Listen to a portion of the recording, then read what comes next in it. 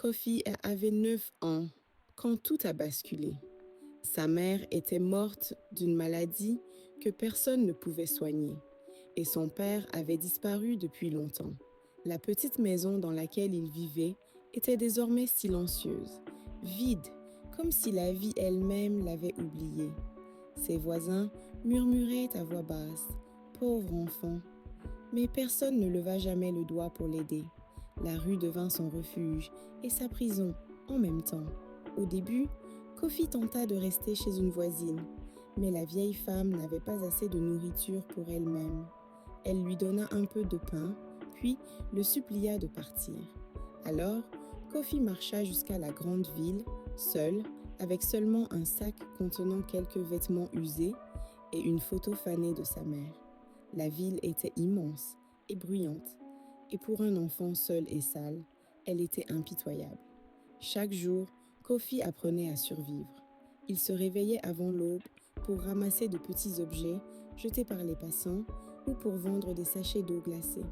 Ses pieds nus s'endurcissaient sur les routes brûlantes ou glaciales selon les saisons. Il apprit vite la première règle de la rue: ne jamais montrer la peur. La seconde règle, ne jamais demander d'aide. Pleurer signifiait attirer l'attention, et l'attention pouvait tuer. La faim était une douleur constante. Il la ressentait dans chaque os, chaque muscle, chaque souffle. La nuit, il se cachait sous des ponts ou derrière des vieux murs pour éviter les grands de la rue, qui n'étaient pas toujours bienveillants. Certains voulaient prendre ce qu'il avait, même si ce n'était qu'un vieux morceau de pain ou une couverture humide. La peur le suivait partout. Ses vêtements étaient déchirés, ses genoux couverts d'égratignures, et ses yeux, autrefois enfantins, avaient grandi trop vite. Ils observaient tout, cherchant les signes de danger. Un jour, alors qu'il essayait de ramasser quelques fruits sur un étal pour ne pas mourir de faim, le commerçant l'attrapa. Il le frappa et Kofi tomba dans la boue, la pluie se mêlant à ses larmes. Personne ne s'arrêta pour l'aider. Personne ne dit un mot. Il resta là, recroquevillé, le corps douloureux, le cœur lourd. Cette nuit-là, il dormit à même le sol, tremblant de froid et de peur. Malgré tout, Kofi trouva quelques alliés parmi les enfants de la rue. Ensemble, ils apprenaient à survivre, à voler un peu, à mendier un peu, mais surtout à s'épauler dans l'adversité.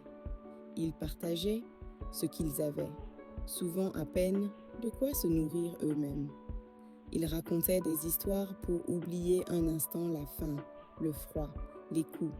Ces histoires étaient leur bouée dans un océan de souffrance, puis vint la maladie.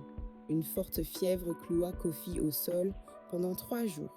Il tremblait, incapable de bouger, seul sous un pont. C'est alors qu'une femme, Awa, le découvrit. Elle travaillait dans un centre pour enfants en difficulté. Elle le prit dans ses bras, le sécha, le nourrit et le coucha dans un lit chaud. Pour la première fois depuis longtemps, Kofi sentit un peu de sécurité. Mais sa douleur et sa peur ne disparaissaient pas du jour au lendemain. Au centre, Kofi eut du mal à s'ouvrir. Il refusait souvent de manger, pensant qu'il ne méritait rien. Il dormait peu, craignant toujours que quelqu'un frappe à la porte. Mais avec patience, Awa et les autres éducateurs commencèrent à gagner sa confiance. Petit à petit, il apprit à sourire, à parler, à lire et à écrire. Chaque lettre, chaque mot appris était une victoire silencieuse sur la rue et sur la douleur qu'il avait endurée. Adolescent, Kofi voulait sortir de la rue, mais il savait que ce ne serait pas facile. Chaque matin, il se levait tôt pour étudier et travaillait le soir dans de petits boulots pour gagner un peu d'argent.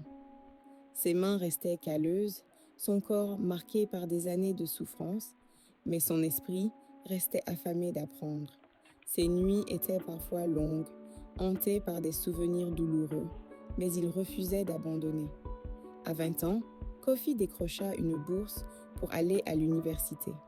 Il étudia la psychologie et la gestion. Chaque diplôme qu'il recevait était un hommage silencieux à tous les enfants oubliés, à toutes les nuits de faim et de peur, à toutes les fois où personne n'avait parlé pour lui.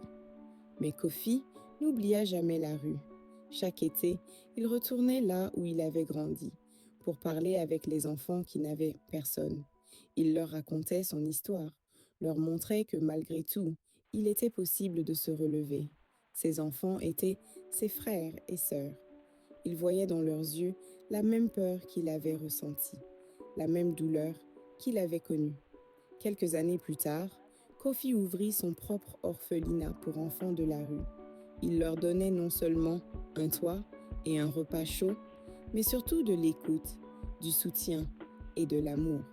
Il engageait des éducateurs qui comprenaient leurs souffrances, des bénévoles qui avaient eux-mêmes connu la rue.